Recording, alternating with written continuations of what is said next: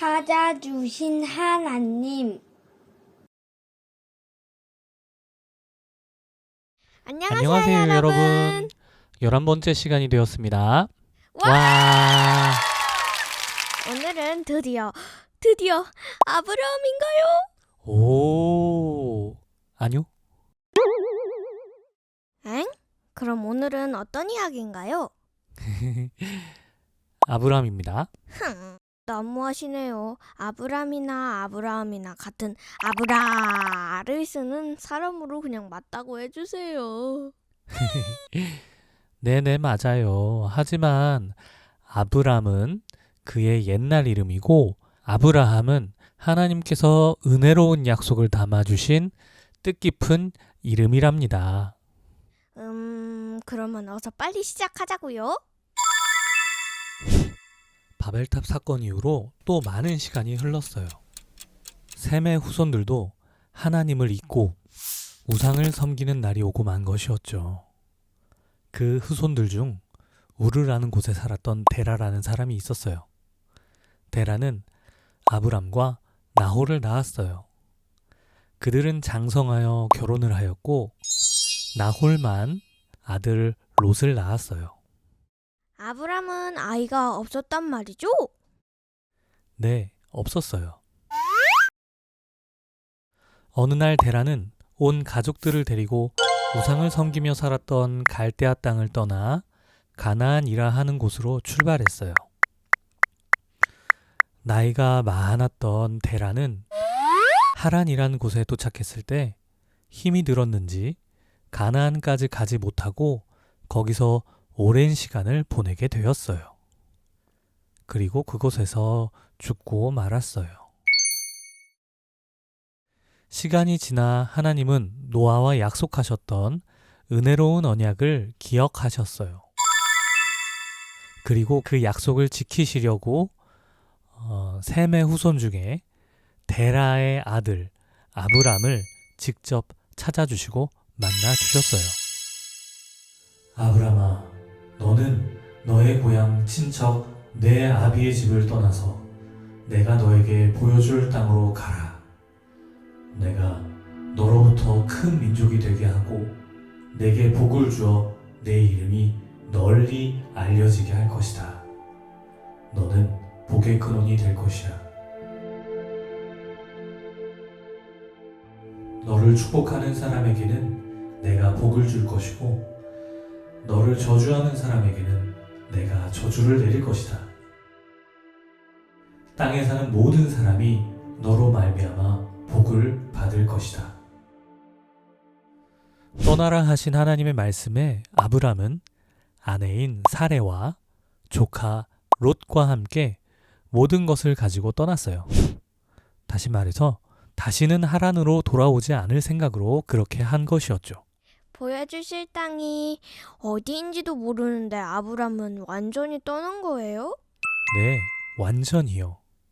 바로 그의 아버지 데라와 함께 가고자 했던 가나안 땅이었죠. 히브리서 11장 8절에 보면 믿음으로 아브라함은 부르심을 받았을 때에 순종하여 장래의 유업으로 받을 땅에 나아갈새 갈 바를 알지 못하고 나아갔으며 라고 말씀하신 것과 같이 아브람은 정말 어디로 가야 할지 알 수 없었지만 하나님께서 가라 하신 그 말씀에 바로 순종하며 떠난 것이랍니다.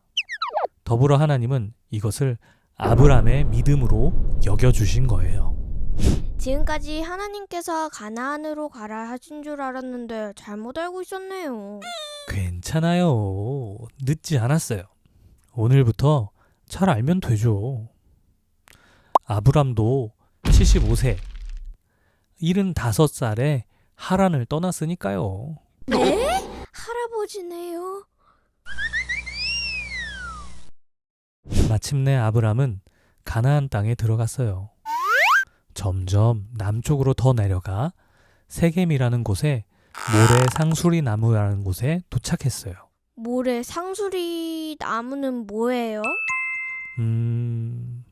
모래 또는 마므레라고 성경에 나오는데요. 나무의 이름이에요. 선생님이란 뜻을 가지고 있는데 아마도 세겜에 사는 가나안 사람들이 매우 중요하게 여겼던 곳 같아요. 좀 더 그 옛날 사람들의 방식으로 표현하자면 신성시했다고 했죠. 되게 귀중하게 여겼던 그런 곳이라고들 생각하고 있어요. 그때 그 나무 앞에서 하나님은 다시 아브람에게 나타나 말씀하셨어요. 내가 이 땅을 너의 자손에게 주리라. 하나님 말씀에 아브람은 모래 상수리 나무 앞에서 여호와 하나님을 위해 제단을 쌓았어요. 하지만 그곳에 사는 가나안 사람들이 눈치를 주었는지 방해를 한 것인지 알 수는 없지만 본문 8절에 보면 아브람은 바로 그곳을 떠나 남쪽으로 더 내려갔어요. 베델과 아이라는 도시 사이에 있었던 한 곳에서 다시 제단을 쌓았고 여호와의 이름을 불렀다고 했어요. 여기서 말한 하나님의 이름을 부르는 것은 바로 셈의 조상 아담의 손자이자 셋의 아들 에노스 때와 같이 드디어 하나님께 예배를 제대로 드리게 되었다라는 말인 것이에요. 그동안 아브람은 하나님을 잘 모르고 있었던 건가요? 지난 시간에 이야기했던 것과 같이 하나님을 경험하고 알았던 노아의 아들 셈의 후손들에게 하나님을 아는 것이 잘 이어지지 못했던 것이에요. 아마도 잘 먹고 잘 살아야 하는 문제로 하나님이 아닌 다른 신들을 섬기던 그때의 그 사람들, 바로 우상숭배를 하고 교만했던 갈대아 사람들과 비슷하게 섞여서 살아왔던 것이랍니다. 하나님은 그래도 아브람을 찾아주신 거네요. 네, 맞아요. 은혜로우신 하나님은 반드시 당신의 자녀들을 구원해 주시기 위해서 꼭 찾아주십니다. 마지막으로 오늘 이야기에서 중요한 것을 콕 짚고 넘어가야 될 것 같아요. 벌써 끝인가요? 너무 길면 졸릴까봐요. 에이, 진짜요? 진짜죠. 정리할게요. 죄가 가득한 곳에 살던 아브람을 하나님은 찾아주셨어요. 왜죠? 구원해 주시려고! 딩동댕동. 맞아요. 그리고 그 아브람에게 그곳을 떠나라 하셨고 새로운 약속을 주셨어요. 어떤 약속일까요? 내가 너로 큰 민족을 이루게 하겠고 복도 주고 이름을 유명하게 할 것이고 복의 근원이 될 것이다. 헐, 대박, 대단해요. 대본에 있었는데 대단할 것까지야. 잘 읽는 것도 대단한 거죠. 못 말려요. 오늘도 하나님은 은혜로우신 아버지이심을 이야기를 통해서 알려주셨어요. 당신의 자녀가 세상에 살 때 구원하시기 위해 불러주시고 구원을 약속해 주시는 참 좋으신 하나님이세요. 그리고 무엇보다 우리가 해야 할 것이 하나 있어요. 무엇일까요?